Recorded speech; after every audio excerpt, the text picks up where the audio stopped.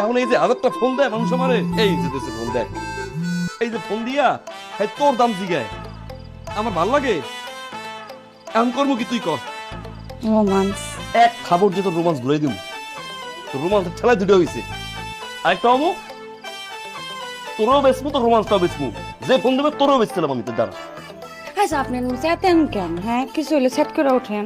বাঁশের পাতা খসখসে, লাউয়ের পাতা নরম, তোমার ঠোঁটে কিস করতে আমার লাগে সরম।